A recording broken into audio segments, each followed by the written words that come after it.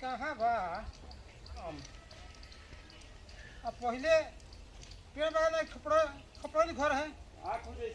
अरे मत कहीं गड़बड़ा गई है तो कतना दिन पहले ससुरारी सास ससुर तो मरिए गइलन सालो नहीं खे अब बस उहे मन सा लइकन साला के का लगी लाई जाते अब तो फूफे लगे छी पहले तो दामाद रही फूफा।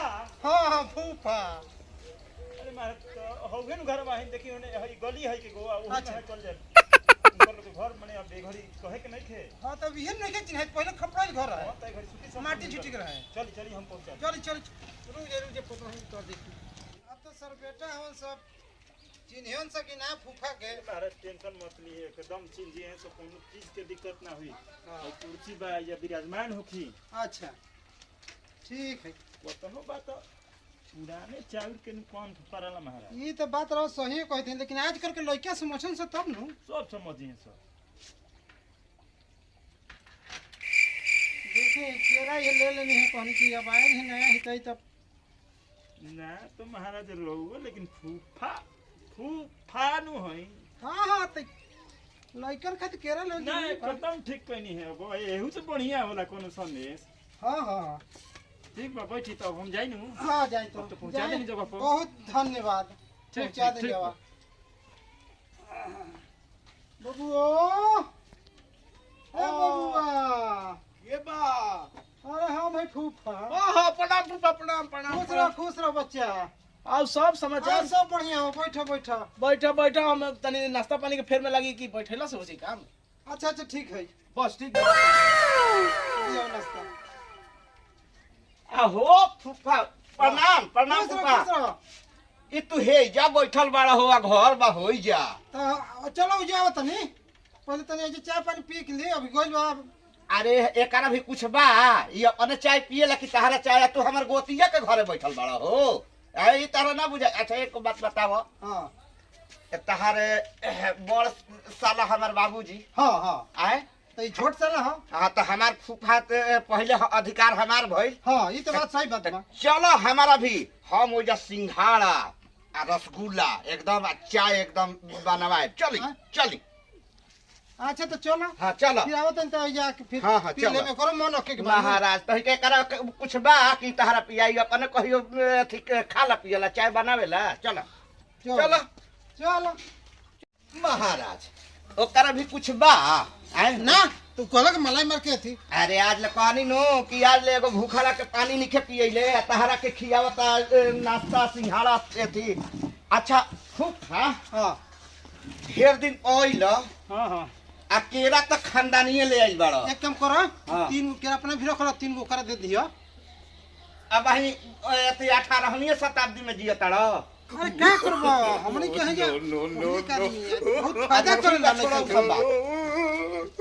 सिंघाड़ा गरम हां एकदम चली हां एकदम चली। आ स्पॉन्ज वाला रसगुल्ला हां स्पॉन्ज ओकरे साथे करिया को लियो। करिया को दुगो हां एकदम देखो घर के एकदम खाटी दूध के चाय बा बनवा दे तनी। हां एकदम आ देखो भाग गइल त ठीक ना होई ना तू ना हम अजे है एकदम हम आवा तब तनी बना घर करके तब तहर खा फिर कर चल जान।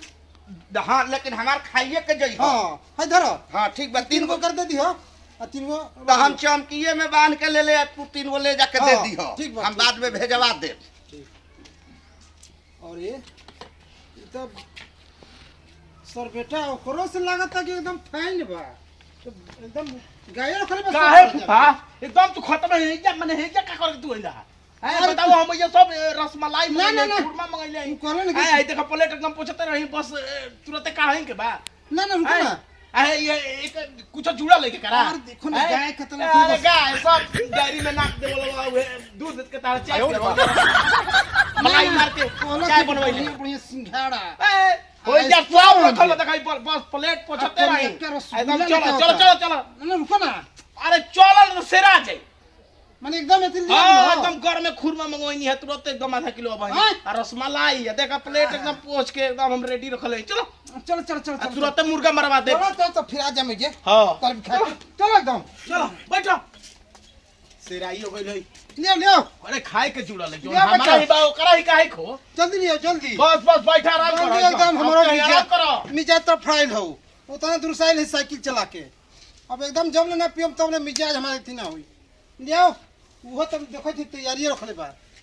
ले आओ जल्दी।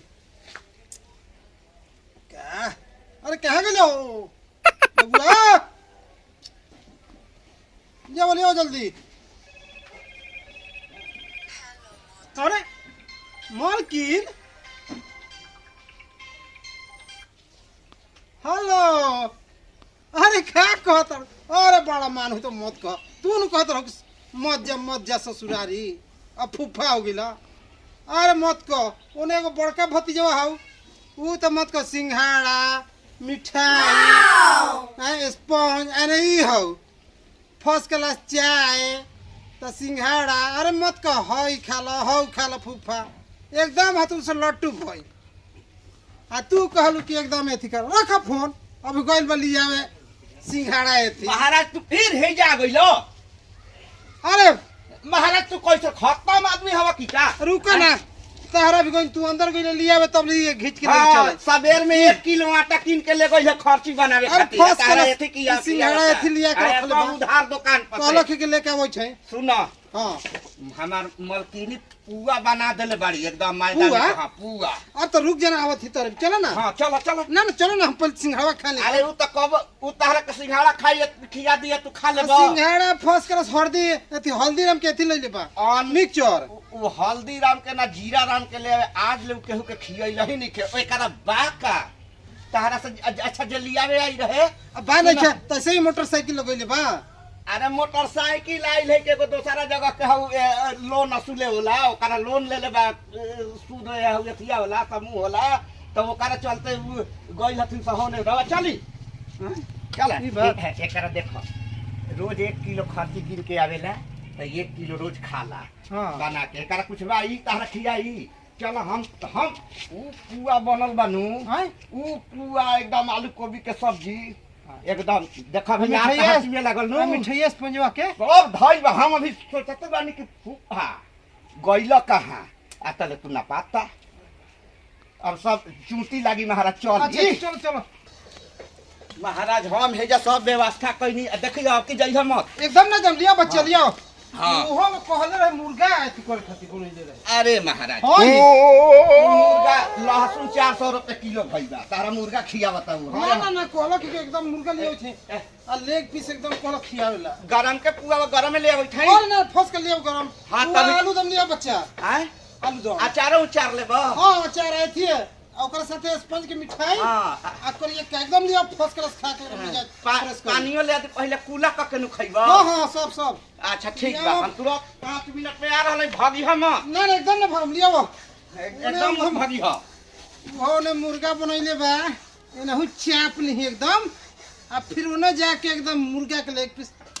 आहा आहा अब तो इहे कहली मलकिन कि मत जा।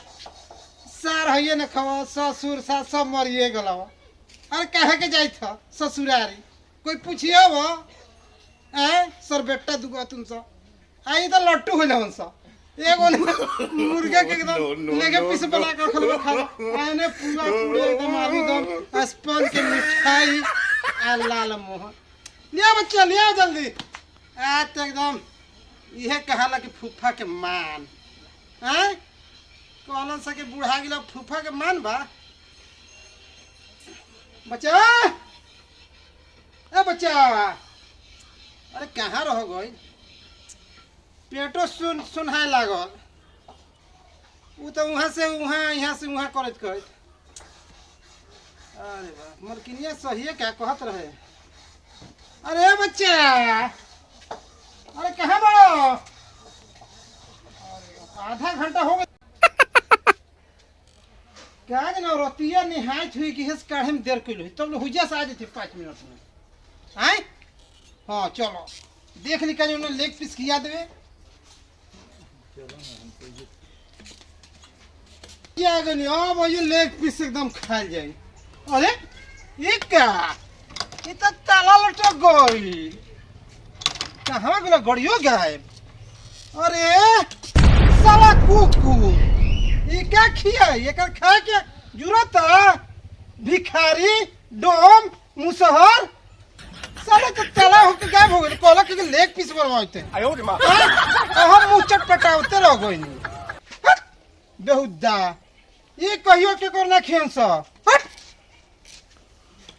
भाई अरे क्या कहीं रवा तो दिखाइए देनी घर ये तो एकदम ललचा के रख दिलन सा ये तो लेग पीस बनावत रहे आ गायब हो गई गायब हो गइल हाँ खाली बातें चलल बात है बस देखो थे 1 घंटा हो बेटा, गया इल। कुछ ना चली तो हुई जा देख चलिए अब वो कहला कि पुआ लेके आवता हाँ नहीं तो चली हो जा देख चली चली चली आई चले बबुआ क्या बबुआ अरे कहाँ बड़ा हो अब कहवा हो जा तोले लटकल बा जा केमाड़िए बंद बा आ कुर्सियों गायब हो गई अब है कुर्सी रह गई एगो बात जानत हई आई है हाँ फूफा मने का होला एक्सपायरी डेट में चल जाला ई रिलेशन हाँ का करेले मुंह मने में अरे क्या करी फूफा मेहरनुआ रोकत रहे कहत रहे कि अब तहर मान ना होई तो ये मान हो गइल अच्छा तब क्या करी अरे बहुदा निकलबे कि ना लेकिन वो अब सुने वाला नहीं खन छ अरे डोम पुआ के अथी दे दिले कि फुफ्फा के पुआ खियाए रसमलाई खियाए में स्पंज खियाए आ ओने हव एगो कहला कि मुर्गा के अथी खियाए लेग पीस मुर्गा के रैन पेट तो भरिए गइल होई पेटवा भर गइल भूकता पेट भर गई ये दुआर से वो दुआर ये दुआर से वो दुआर दौड़ाई दौड़ाई मुआ दिलन सा सुन लो बता देते हाँ। ऐसन फूफा के दुर्गति ना होए के चाहिए अब फूफा बन जी हो हाँ तो भाई आज के बाद ससुरारी मत जाके कोशिश करी हाँ तो भाई लोग सुन ली ना तो होई है फूफा इतन दुर्गति होई फूफा की है दुर्गति हो जाए जब फूफा हो जा तो ससुरारी मत दी हो आ ससुरारी जाए के होके तो सास ससुर आ सारा सरहज रहे तब जी हो आ सारा सरहज सास ससुर गइलन तो ससुरारियों से विदाई ले लो